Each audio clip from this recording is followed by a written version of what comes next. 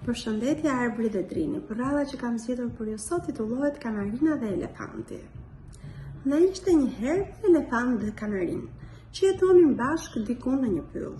Elefanti ishte trup madh dhe goxha i fuqishëm, ndërsa kanarina domosdo trup vogël, por ishte shumë e zgjuar. Secili prej tyre komungulte që qe mbreti asaj ane. Një e më dy bënin garë se kush duhet të qej parë aty. Elefantin në përgjithësi e pësonte, sepse zonjusha kanarin dinte t'ia hidhte. Megjithatë, një ditë elefanti na i thot kanarinës: "Ka menduar diçka që do të vendos një herë për gjithmonë se cili nga ne do të jetë zot këtu. A pranon të bësh ato çka do të them unë për të vënë në provë aftësitë tuaja?"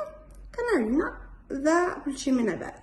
"Bukur," i thot elefanti, tepër i kënaqur nga mendimi që kishte bluar në kokën e vet të stërmadhe. "Ja gara që do bëjmë.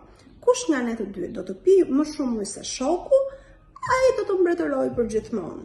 Vogëlushja kanarin ndenjë një hop duke u menduar dhe pastaj i tha: "Mire ke, po më parë duhet të gjejmë një vend ku ka ujë me bollëk." Dhe hoqi udhën drejt për të gjetur ujë. Elefanti e ndoqi. Kanarina fluturonte përpara e ndalej nëpër degët e pemëve për të pritur shokun çapërënd. Sapo elefanti arrinte, kanarina niste sërish fluturimin e sërish ndalej duke pritur shokun e saj. Zogu shkonte kështu gjithnjë më përpara, duke shpënë elefantin nëpër hyje të thellë, në male, në lumej e në liçene të gjerë. Më në fund, pas një udhëtimi goxha të lodhshëm, bërritën buzë detit. Batica po vinte dhe e mendshmja kanari i thot elefantit: "Shisa ujë që ka këtu, e ke radhën ti i pari, se je më i madhi." Elefanti u lumturua, futi feçkën në ujë e piu për një kohë të gjatë. "Vazhdoj," thoshte kanarina duke e yshtur. "S'ke pirë gjë deri tani, pi edhe ca, se për ndryshe do ta kaloj."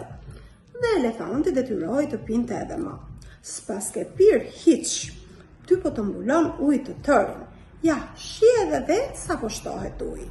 Elefanti pinte e pinte, po uji vazhdonte të shtohej, derisa më në fund elefanti u shem në breg me forca të lëshuara. Kanarina priti derisa elefanti ta merrte veten, e domosdo të binte batica.